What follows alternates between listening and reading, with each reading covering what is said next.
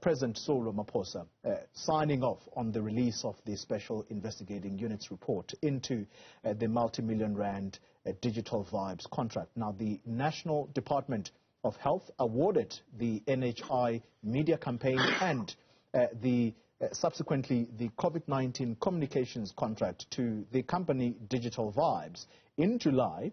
The president receiving the report from the SIU, which was then sent to third parties. They were meant to review the report before it was made public. Now, the awarding of the tender involved millions of rand paid to associates of the then Health Minister, Dr. Zweli Mkhize, who later stepped down over the scandal. The report can be found on the presidency's website. All right, let's get more reaction, and we speak now to the SIU itself. Spokesperson Kaizer Kganyago speaking to us now. Mr. Kganyago, thank you very much for your time. So finally, the public gets to glean exactly what is contained in this report. Let me go straight to what I would say are recommendations or even findings. Is Mr. or should I say Dr. Anban Pillay the only official within the Department of Health who is recommended to be charged criminally for what you say is fraudulent behavior? Thank you very much, Toli. Yes, at the moment he is, but it doesn't mean he's the only one. If you look at our report, the last line at the end of the report, I think is 7.2, it indicates that we reserve the right to amend the findings and recommendations because new information comes our way all the time. And when that happens, we are able to do that. But also be mindful of the fact that we have given the evidence to the NPA. Therefore, in their investigation, that information that we've given might lead to many other people being involved. But this Dr. Pillay is the one that we've already clearly identified that there was a need for us to deal with him this way because of the evidence that is already before us. Yeah. The Department of Health, arguably at this time, it could be said that it is leaderless, but we know that there is an acting DG in the name of Dr. I think it's Nicholas Crisp. The DG of the department, the current DG, that's Dr. Sandy Liptelis, in this report, what was his role as far as these two contracts are concerned, NHI and COVID-19? Yes, when all of those contracts were entered into, he was not at the department. I think he only joined the department in June of 2020, when those contracts were already done. But the reason why he is implicated in these matters is because when he arrived, there was a concern that was raised by the CFO at the time, where the CFO had indicated that the way this contract is being dealt with is not correct, especially because, for example, the contract was entered into on a performance-based contract, but they were then paying this Digital Vibes a retainer of about 2.5 million rand every month. Therefore, when those issues were raised, he then arrived and he said, bring that contract, I will handle it from my office. And he started implementing it from his office with the help of the chief director responsible for communication. And in that period alone, they paid an amount of about 60 million rand to Digital Vibes. Makes sense, makes absolute sense. Let's then talk about what I would say was the deliberate bending of procurement processes to make sure that Digital Vibes got these two contracts, NHI and COVID-19 communications campaigns. Who was at the center of ensuring that this was done, that rules set out by Treasury are bended in order for this company to win this contract? Because we are aware that there was a company that had much more experience, much more competent, and actually even charged less, that could not get this contract. And so Digital Vibes must have had someone senior enough betting for them in order to get these contracts.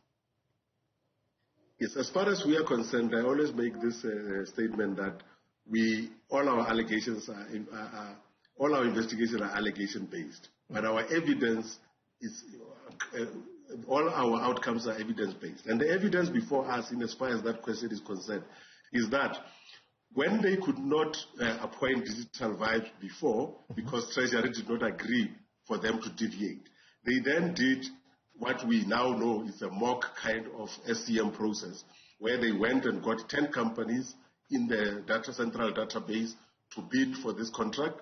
And obviously one of those companies was Digital Vibes. Out of that 10, only 2 of them responded to the request, and it was Digital Vibes and one other. Therefore, the other one that was charging less and had more experience was disqualified because there was a manipulation of the information that was there, and also the marks that are given during the SCM process. That is why you see our referral is not only to an individual, but to the whole team that was sitting in that BEC that was looking into this particular contract. Let me ask you the question this way, Mr. Kganyago. Have you, as the SIU, during the course of your investigations, were you able to establish the nature of the relationship between the then Minister of Health, Dr. Kaizer, and Ms. Mather, who is at the center of Digital Vibes? No, definitely, we have established that very seriously. You'll remember that we investigated this under Proclamation R23 of 2020, which was only dealing with the COVID-19. But we had to go back to the time when the minister was Minister of Kgayago. And in that instance, his spokesperson was Tahira, and the other lady was the personal assistant. When you say Tahira, when you say, let's be clear so that the viewer is not lost. When you say his spokesperson was Tahira, the name, that's the first name, Tahira Mather, yes? Mather. She was the spokesperson of the minister when the minister was in the Department of Kgayago. Yes. And therefore, the relationship between them started at that point. When he was then moved, or when they were there, they did the MISA contract together. And that is the time when the Digital Vibes was formed at that time purely to facilitate some of these contracts.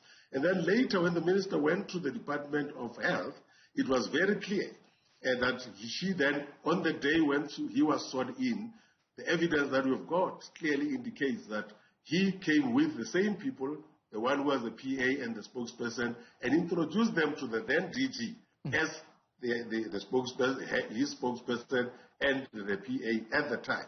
Therefore, their relationship comes from there. Therefore, we could clearly then understand why they were then the preferred people, because they were not part of the directors of Digital Vibes, but they were the ones who were distributing the monies in the Digital Vibes account.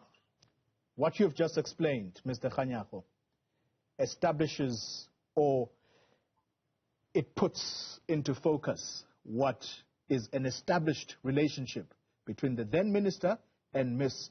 Tahira Mather. The viewers are very clear now.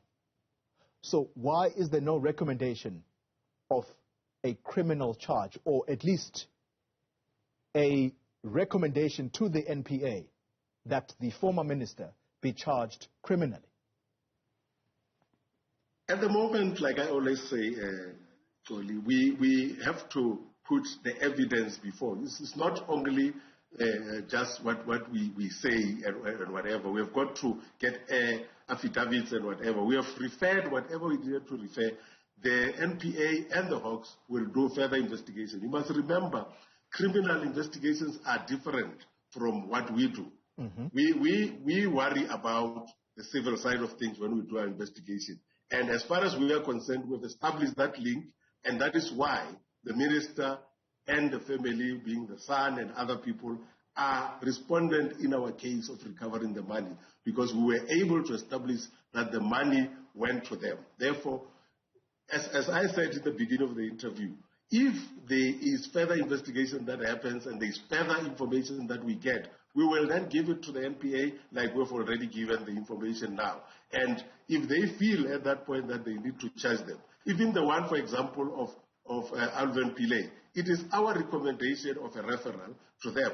They still have to do further investigation for the purpose of criminality. But we do our bit in terms of recovering and making sure that the people are disciplined. That is why, in as far as the minister is concerned, we did a report separate from this to the president as for executive action to be taken against the minister because of the evidence that was before us. And what was that recommendation? If you were to give us one word that was almost pointed to the president to say, this is the kind of action you have got to take against this minister, what was the wording of your recommendation to the president? So we don't do it that way. We just give the president, as the person that the minister is reporting to, the evidence that we have found.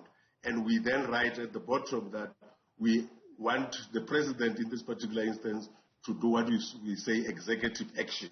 Yeah. And executive action will then be determined by the president at any given time because he's the direct report of the president. You see, Mr. Kganyago, the reason I'm focusing the attention on the former minister like this is that the perception out there is that officials in the various spheres of government, they almost become completely paralyzed when strong action or strong recommendations have got to be taken against people who are seen as, I would hate to use the word demigods, but politicians are feared by officials in the government space.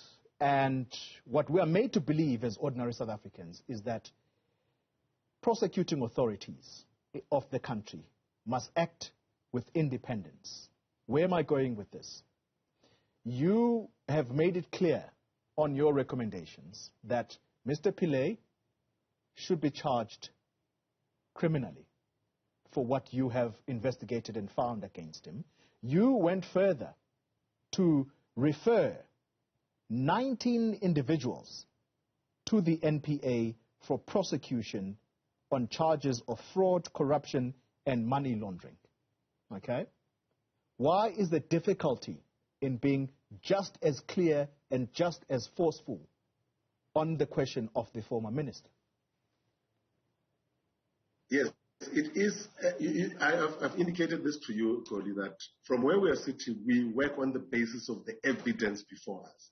Therefore, all our recommendations or outcomes are based on that. Therefore, if at the moment we don't have evidence against you, we are not going to base it on a hunch to make any recommendation. And that doesn't preclude the NPA, if they find evidence, to take the matter further and take it further than we have indicated. Because our mandate ends at some point.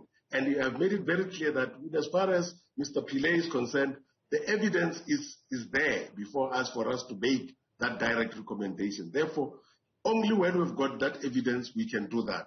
Therefore, if there isn't at the moment, that is why I referred you to 7.2. Because I can safely tell you sitting here now that the investigation is still continuing because we have already received further evidence that we are following up beyond the date of this report.